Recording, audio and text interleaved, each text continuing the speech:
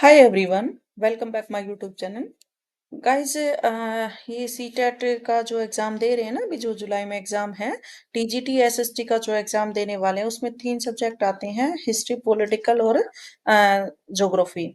अब यहाँ पर मैंने ना पॉलिटिकल के कुछ नोट्स बनाए हैं, यानी कंप्लीट पॉलिटिकल साइंस आपको इन नोट्स में मिल जाएगी। आप इससे पहले मैं एक क्लास डाल चुकी हूँ, आप उस क्लास को देखना और अभी आपने जो भी प्रीवियस के जो पेपर हैं उनकी अगर आपने प्रैक्टिस की होगी तो आपको पता होगा कि उसमें से कितने क्वेश्चन आपको मिले होंगे।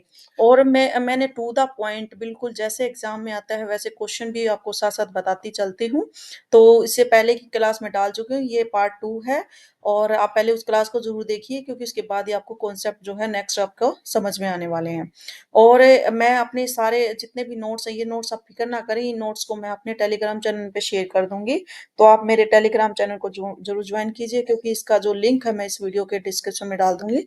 ठीक है, तो आप वहां से जाकर इसको चेक मतलब नोट्स को देख सकते हैं, आप नोट डाउन कर सकते हैं।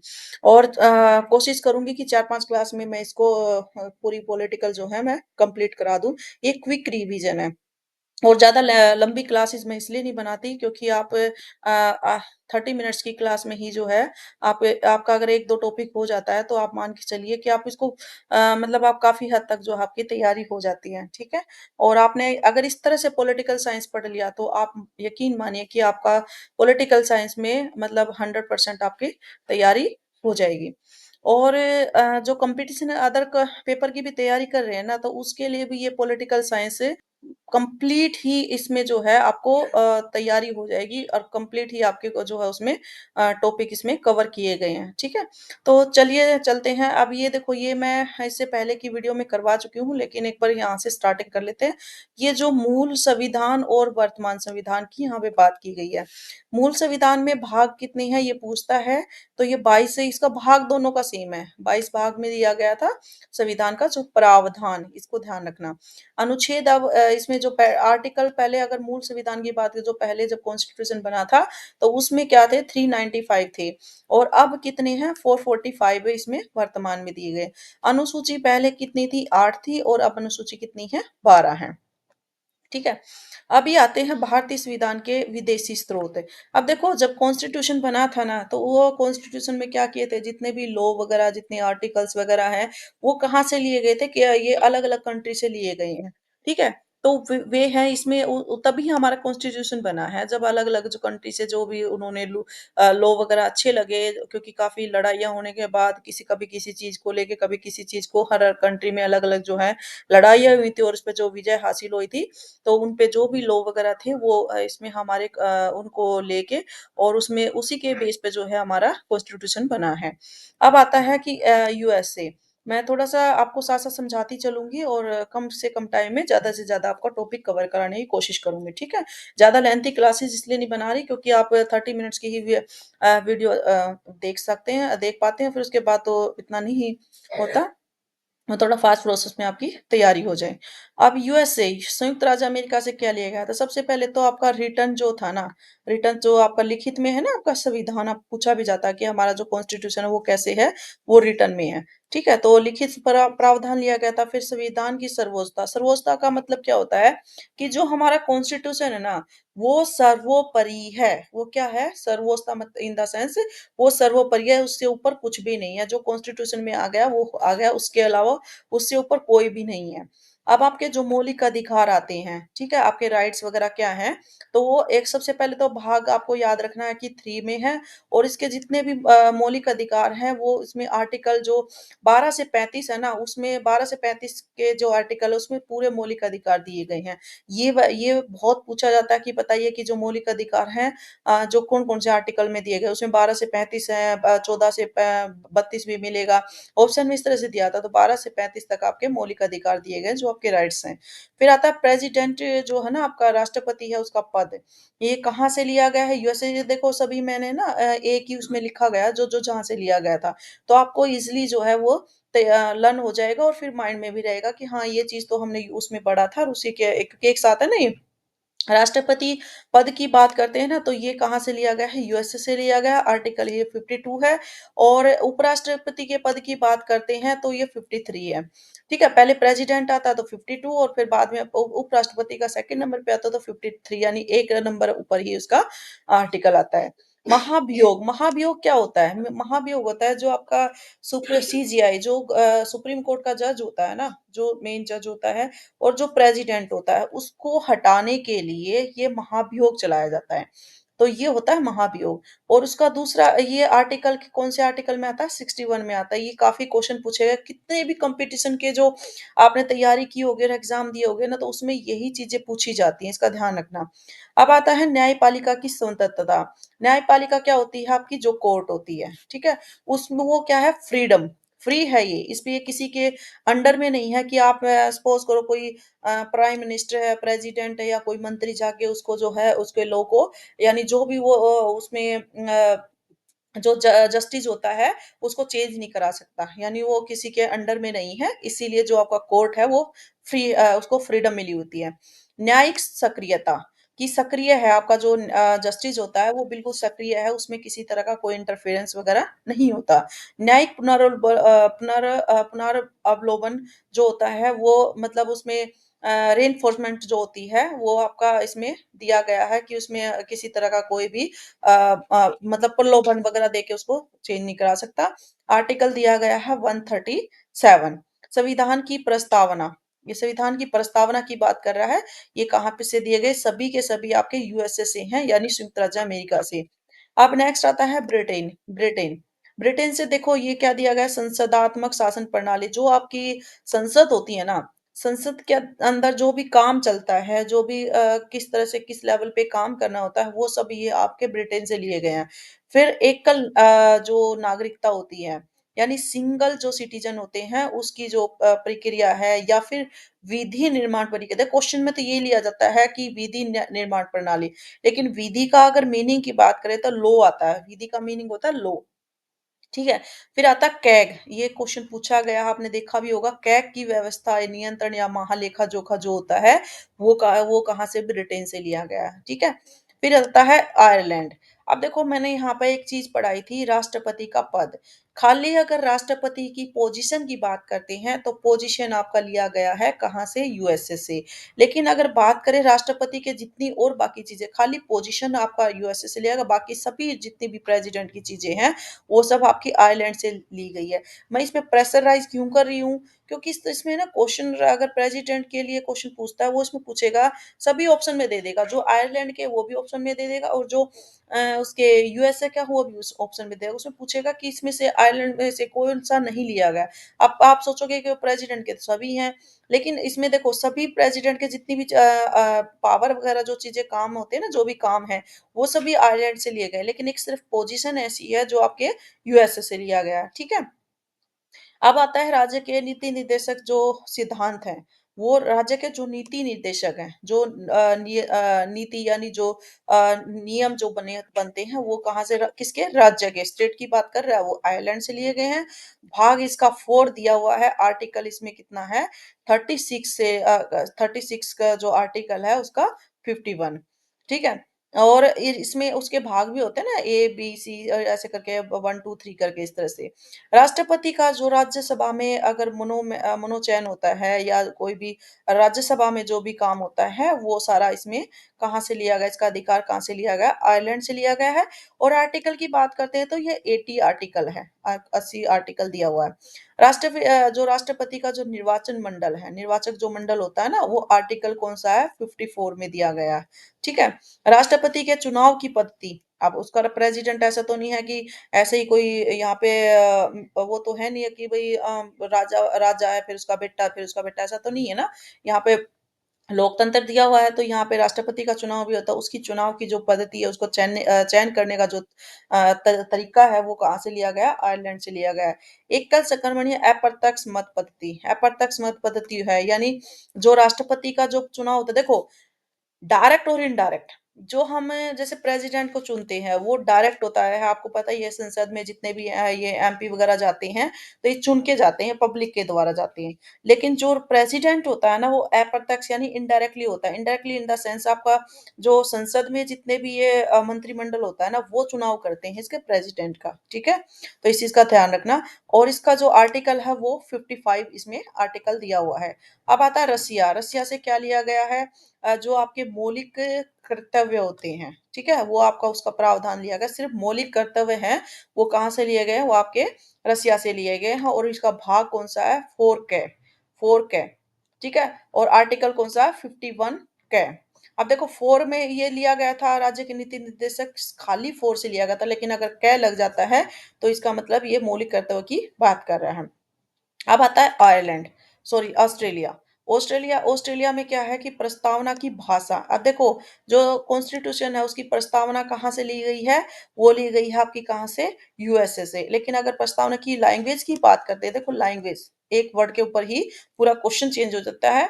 लैंग्वेज की बात करें तो ऑस्ट्रेलिया से, अगर उसकी भाषा की उसकी बात करें, प्रस्तावना की बात करते हैं संविधान की, तो यूएसए से। इसका थोड़ा सा डिफरेंस समझने की कोशिश करना। अब आता है ये जो सूचियां हैं।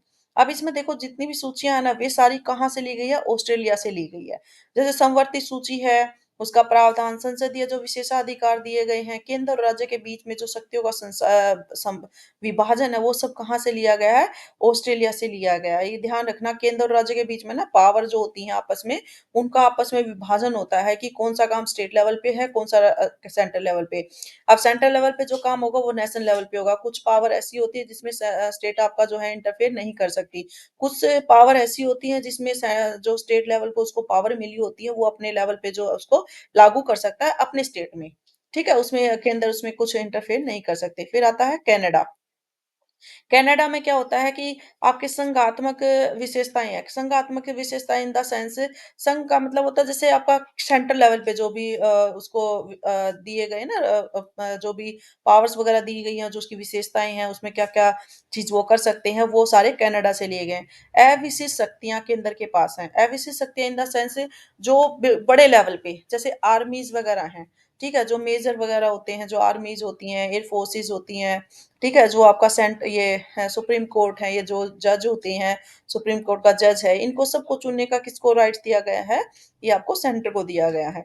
अब ये आता है राज्यपाल। राज्यपाल कौन होता है, गवर्नर। इसकी नियुक्ति भी आपकी कनाडा से। संघ और राज्य के बीच शक्तियों का जो विभाजन है वो भी कहाँ पे दिया गया है, शक्तियों का विभाजन कहाँ पे दिया, कनाडा में। अब आप इस एक चीज पे कंफ्यूज हो गए कि केंद्र और राज्य के बीच संबंध और शक्तियों का विभाजन, और यहाँ पे संघ राज्य के बीच शक्ति विभाजन। देखो दोनों टॉपिक सेम है, वो सब चीजें सेम दी गई है। ये संघ की बात करा, संघ इन द सेंस जो आपके संसद के बीच में जो आपका नेशनल लेवल पे होता है। और ये आपका संबंध, इनके रिलेशन और पावर की बात करें, ये खाली पावर की बात करता है। इन दोनों का डिफरेंस आपको ध्यान रखना, ऑस्ट्रेलिया और कनाडा। अब आता है साउथ अफ्रीका। साउथ अफ्रीका से संविधान में अमेंडमेंट, देखो कॉन्स्टिट्यूशन बना था, बने ना कब, 50 में बना था, ठीक है, बन के तैयार हुआ था। और उस उसमें अमेंडमेंट की भी उन्होंने जो है फ्लेक्सिबिलिटी दी गई है, क्योंकि बहुत सारी चीजें ऐसी ऐसी होती है जो उस टाइम के हिसाब से, जो उस टाइम जो भी उन्होंने सिचुएशन देखी थी उसके हिसाब से उन्होंने कॉन्स्टिट्यूशन के अंदर नोट डाउन किया था। और अब क्या है कि वो सिचुएशन, अब आपने देखा होगा एजुकेशन लेवल इतना बढ़ चुका है, पहले लोगों को इतने एजुकेटेड नहीं थे, लेकिन जैसे जैसे एजुकेशन अब जो है काफी सभी लोग एजुकेटेड हैं, ठीक है, काफी अच्छे समझदार हो गए, टेक्नोलॉजी काफी अपडेट हो चुकी है। तो इस तरह से वो क्या है कि अमेंडमेंट की फैसिलिटी जो है फ्लेक्सिबिलिटी उन्होंने दी गई है इसके कॉन्स्टिट्यूशन के अंदर, ठीक है। इसमें आर्टिकल कौन सा है, 368 आर्टिकल इसके अंदर दिया हुआ है। अब जर्मनी से इन्होंने क्या लिया था, जर्मनी से लिया था जो प्रेसिडेंट होता है ना, इसके मतलब इमरजेंसी लगती है, आपको देखा होगा कि जो कहीं पर भी कोई भी इमरजेंसी आती है, ठीक है, इमरजेंसी लगती है तो उसमें क्या होता है कि राष्ट्रपति जो है, इमरजेंसी में राष्ट्रपति शासन लागू किया जाता है, ठीक है।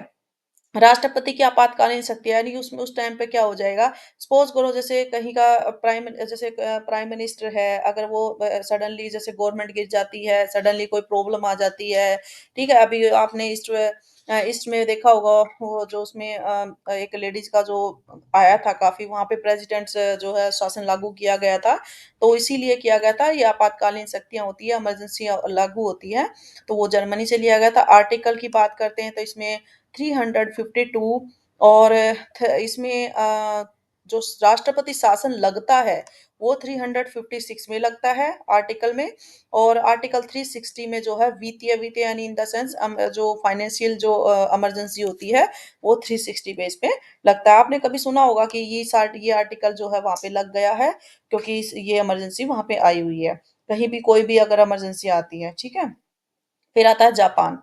जापान में क्या है विधि, विधि का मतलब पहले ही बता चुकी हूँ कि लॉ होता है, कानून होता है और उसमें जो प्रशासन की प्रक्रिया है वो आपका जापान से ली गई है। ठीक है। मेन आपका क्या है सबसे ये जर्मनी वाला भी बहुत काफी इंपॉर्टेंट है और फिर आपका आता है जैसे इसमें आपका ये ऑस्ट्रेलिया का ये भी काफी इंपॉर्टेंट है। ठीक है। और ये आयरलैंड का तो काफी रिपीटेड है, बहुत ज्यादा रिपीटेड है इसका, ये ब्रिटेन, आयरलैंड और यूएसए का। तो ये आपको अच्छे से ध्यान रखना है कि ये इसमें क्या-क्या दिया गया है। फिर आता है परिशिष्ट अनुसूचियाँ। अब अनुसूचियाँ दी गई है, यहाँ पे आप देख सकते हैं कि अनुसूचियों में क्या दिया गया है। वर्तमान में अगर बात करें तो 12 अनुसूचियाँ हैं और अगर पुरानी की बात करें पहले की तो 8 अनुसूचियाँ, ये मैं पहले ऊपर भी बता चुकी हूँ। अब अनुसूचियाँ के इसमें क्वेश्चन बहुत अच्छे से बनता है, मैं साथ-साथ बताती चलूँगी कि अनुसूची ये 1 दी हुई है, ठीक है? स्टेप बाय स्टेप दी गई है, इसमें क्या-क्या चीज़ें हैं। भारतीय संविधान के घटक आते हैं, देखो इसमें वो पूछेगा कि ये पुराना है, अब तो 28 राज्य हैं, ठीक है? अब कितने हैं? अब 28 राज्य हैं, पहले क्या थे? 29 राज्य थे, ठीक है? और केंद्र शासित प्रदेश पहले कितने थे? 7 केंद्र शासित प्रदेश थे, लेकिन अब कितने हो गए हैं? 8 हो गए हैं। तो एक यहाँ से यहाँ लेस हो गया, यहाँ ऐड हो गया, ठीक है? अनुसूची सेकंड की बात करते हैं, इसमें वेतन, भत्ते और पेंशन। वो पूछता है, ऐसे ही क्वेश्चन पूछता है कि बताइए कि वेतन, भत्ते और पेंशन जो है कौन-सी अनुसूची में दिए गए हैं, ठीक है? थर्ड में क्या दिया? शपथ का जो प्रावधान, जो अभी प्राइम मिनिस्टर और मंत्री ने जो अभी रिसेंटली इलेक्शन हुए हैं तो उसमें शपथ की ली गई थी तो ये प्रावधान थर्ड अनुसूची में है। फोर्थ अनुसूची दी गई है, इसके अंदर राज्यों का जितने भी राज्य है ना राज्यसभा में प्रतिनिधित्व यानी वो कंट्रीब्यूटर जो उनका रहता है तो वो क्या क्या रहता है, ठीक है। फिर आता है अनुसूची 5 में क्या दिया गया है कि जितनी भी अनुसूचित अक्षेत्र है, जित अक्षेत्र इन द सेंस जो भी एरिया है वहां का, ठीक है, अनु जो बैकवर्ड एरिया जिसको बोलते हैं, और अनुसूचित जनजाति यानी जो वहाँ के लोग हैं, उनके प्रशासन और उनके जो नियंत्रण यानी कंट्रोल के बारे में जो प्रावधान है, वो भी क्या है अनुसूची 5 में है। अजा, ये एक ट्रिक लगा रखी है कि ऐसे अनुसूचित जैसे जनजाति और जैसे जैसे उस पे जनजाति जो नियंत्रण रखती है, ठीक है। फिर आता है नेक्स्ट आता है अनुसूचित जो है 6 है। सिक्स में क्या दिया गया है ये वेरी इंपॉर्टेंट है, काफी बार पूछा गया क्वेश्चन है कि उत्तर पूर्व के जितने भी 4 राज्य दिए गए ना, ये नहीं कहेगा उत्तर पूर्व को, सीधा कहेगा कि बताइए कि जो 4 राज्य हैं वो अनुसूची जैसे असम, त्रिपुरा, मेघालय, मिजोरम है, ये आपको ध्यान रखना है। ये 4 राज्य हैं, राज्यों की जो जनजाति के प्रशासन का जो प्रावधान है वो अनुसूची 6 में दिया गया है। इसमें से ये 3 राज्य दे देगा, पूछेगा इसमें से बताइए कौन सा अनुसूची 6 में नहीं है, या अलग से और राज्य दे देगा। इसके कंफ्यूजन के लिए वो उत्तर पूर्व के ही देगा, ध्यान रखना जो सेवन सिस्टर है ना उसमें से ही देता है। बस आपको ध्यान रखना आसाम, त्रिपुरा, मेघालय और मिजोरम जो है ये अनुसूची 6 में है। 7 में क्या इंपॉर्टेंट है वो देखो, सेंटर और जो स्टेट है यानी केंद्र और राज्य के बीच में शक्तियों का जो बंटवारा है वो उसके बारे में दिया गया है, और सरकारों द्वारा शुल्क और जो कर लगाती है लगाने का प्रावधान भी इस सूची के अंदर आता है, 7 में आता है, ठीक है। इसमें इसमें केंद्र और राज्य के बीच जो शक्तियां बटी हुई हैं उसके बारे में। फिर इसके अंतर्गत 3 सूचियाँ आती हैं। मैंने ये पहले भी बताया था कि 3 सूचियाँ होती हैं। एक होती है संघ सूची, एक राज्य सूची और एक समवर्ती सूची। अब संघ सूची क्या होती है? ये बड़े लेवल पे होती है, जो सेंट्रल लेवल पे। इसमें जो सेंटर क्या करेगी, जो सेंट्रल गवर्नमेंट होती है वो लॉ बनाती है, और इसमें क्या करती है वो लॉ, पहले ये लॉ बनाएगी फिर संविधान उनको जो कॉन्स्टिट्यूशन है उनको क्या करता है लागू करता है। और इसमें टॉपिक दिए हुए हैं 97, पहले दिए गए थे अब 150 हो गए हैं इसके, ठीक है। और ये संघ इन द सेंस मतलब आपका जो सेंट्रल लेवल जो संसद में बनाए जाते हैं। राज्य होता है जो स्टेट लेवल पे होता है, अब नाम से ही पता चल रहा है तो राज्य के जो जो भी स्टेट गवर्नमेंट होगी वो लॉ इसके अंदर क्या करेगी बनाएगी, ये ठीक है? और इसमें क्या होगा, लेकिन इसके अंदर एक चीज़ ध्यान रखने की बहुत ज़्यादा इम्पोर्टेंट है कि जो आपके नेशनल लेवल यानी जो नेशन के लिए, अपने जो कंट्री के लिए, जो राष्ट्र के हित के से संबंधित अगर कोई भी लॉ है, वो केंद्र सरकार भी उसको बना सकती है। ऐसा नहीं है कि केंद्र सरकार उसमें इंटरफेयर नहीं कर सकती। ये वेरी इंपॉर्टेंट है, यही पूछता है कि बताइए कि क्या जो राज्य सूची में राज्य के अलावा केंद्र सरकार भी जो है कानून को बना सकती है क्या? इसमें वो पूछेगा, इसमें वो कंडीशन दे देगा, तो अगर राष्ट्र हित के लिए है तो ही वो बना सकती है। इसमें आपको क्या करना है कि इसमें विषय जरूर याद रखने हैं। इसके अंदर 66 विषय पहले थे, अब 61 हो गए हैं, 5 इसमें लेस हो गए हैं। ठीक है? अब आता है समवर्ती सूची। अब समवर्ती सूची का मैं एक बात बता, देखो इसमें लर्न करने का तरीका, सम का मतलब क्या होता है, जब आप दो चीज को आप ऐड करके उसका इक्वल टू निकालते हैं, वो सम होता है। जैसे 1+1 करके इसका जो सम आया वो कितना आया, 2 आया। तो सम मतलब आपका सेंटर और स्टेट, ये दो ही चलाते हैं, वो दो ही रहते हैं, तो सम और इन दोनों का सम हो जाएगा, तो वो उसको कहते हैं समवर्ती। यानी इसमें सेंटर भी आ जाएगी और स्टेट भी आ जाएगा। यानी केंद्र और राज्य सरकारें दोनों मिलकर क्या करती है, कानून बनाती हैं। परंतु अगर बात करें, देखो यहाँ पर एक मैं बड़े लेवल पे बात बताऊंगी कि यहाँ पर क्या होता है, जैसे एक बाप है और एक बेटा है, तो बाप ही रहेगा ना। अब ये तो नहीं है कि जो बेटे ने बना दिया वो बाप को मानना होगा, ऐसा नहीं है ना। तो यहाँ पर बाप ने जो बना दिया, यहाँ पर देखो दोनों मिलकर कानून बनाते हैं। लेकिन अगर दोनों के टॉपिक सेम है, फॉर एग्जांपल आप एजुकेशन का ले लीजिए। अब एजुकेशन में आपने देखा होगा कि काफी अभी आजकल चर्चा में चला हुआ है कि नीट का एग्जाम जो हुआ था उसमें जो है एक लड़की है, उसका मतलब 40 लाख रुपए, जो क्वालिफाई के लिए 40 लाख रुपए दिया था कि भाई उसका जो है क्वालिफाई हो जाए। बट अभी वो मतलब ये लीक हो जाते हैं, तो ये एजुकेशन एग्जाम ये कॉमन लेवल पे है, सबके विषय कॉमन है। अगर कॉमन है तो उसको क्या करेंगे, सेंट्रल गवर्नमेंट उसको लॉ को बनाएगी, और उसको क्या होगा, वो ही उसको मान्य है, मान्यता दी जाएगी। ऐसा नहीं है कि उसको मतलब स्टेट लेवल जो स्टेट गवर्नमेंट है वो उसको मना कर सकती है, क्योंकि बाप ने जो रूल बना दिया तो बेटे को वो मानने ही होंगे। ठीक है? संविधान लागू होने के समय में अगर बात करें, विषय की बात करते हैं, तो 47 है, और अब 47 थे, अब क्या है, 52 है। वेरी वेरी इंपॉर्टेंट है ये, जो ये दिया गया है इसके अंदर कि जो बिल विधेयक, ये क्वेश्चन पूछा जाता है कि कोई भी बिल विधेयक वो होता है ना, बिल विधेयक बनाते हैं ना, जैसे विधेयक जो लॉ बनता है, सबसे पहले तो आपका लोकसभा में जाएगा, फिर राज्यसभा में पास होगा। ठीक है? पहले लोकसभा में जाएगा। अब एक एग्जांपल देती हूँ, जैसे सपोज करो, सबसे पहले आपके घर में जैसे दादा पापा ऐसे हैं, तो आपके पास सबसे पहले सबसे पहले किसका कौन बड़ा है, ये दादे, आपके जो दादाजी है वो बड़े होंगे ना। तो सबसे पहले दादाजी के पास जाएगी कोई भी चीज, अगर दादाजी परमिशन देते हैं तो फिर वो पापा के पास जाएगी। पापा ने परमिशन दे दी तो समझो कि क्योंकि उसमें पास होएगा। फिर उसके बाद क्या करते हैं, जो हमारे प्राइम मिनिस्टर होते हैं ना, वो इसको लेके प्रेसिडेंट के पास जाते हैं, जो आपके ग्रैंडपा होते हैं। ठीक है? प्रेसिडेंट के पास जाएंगे, और प्रेसिडेंट के पास लेकर उसको जाएगा, और उसको क्या करेगा, जब वो प्रेसिडेंट उस पे साइन कर देगा ना, उसके बाद वो जो लॉ वगैरह है वो मान्यता उसको मिल जाएगी। और फिर लास्ट में आके जो ये प्राइम मिनिस्टर होता है, उसको वो क्या करता है, पब्लिक में घोषित कर देता है कि भाई ये लो हमने जो है बनाया है। फिर ऐसे ही ये क्या होता है, राज्य सरकार में भी, स्टेट गवर्नमेंट के उसमें भी सेम होता है। यहाँ पे गवर्नर होता है, तो सीएम जाएगा। ये सारा मैंने पूरा डिटेल में एक्सप्लेनेशन प्राइम मिनिस्टर का, सीएम का, सबका, गवर्नर का, प्रेसिडेंट का, सबका ना पूरा डिटेल में मैंने इसमें टू द पॉइंट में बनाया है। उसकी पावर्स, उसका कौन से आर्टिकल में कैसे, कौन से भाग में उसका होता है, तो ये सब उसके अंदर मैंने बनाया हुआ है। ये आता है अनुसूची 8 आई है। 8 में क्या है कि इसमें सबसे 22 भाषाओं का उल्लेख, मोस्ट इंपोर्टेंट। ठीक है? ये मैं सोच रही हूँ ये बाद में कराऊँ। ठीक है? इसको अभी, क्योंकि पूरा डिटेल में जाएगा, अभी और भी अनुसूचियां हैं। तो गाइज ये था आपको पॉलिटिकल साइंस का बहुत इजी वे में आपको करवाया है, टू द पॉइंट है। आप एक बार इसको, इससे पहले की वीडियो जरूर देखिए, क्योंकि वो नहीं देखी तो आगे का आपको समझ नहीं आएगा। और बहुत इजी वे में, बहुत आसान नोट्स, बिल्कुल सिंपल लैंग्वेज में बनाए गए हैं, और टू द पॉइंट है। इसमें ज्यादा टाइम कंज्यूमिंग भी नहीं है, और कम से कम क्लासेस में जो है इसको करवाया जाएगा।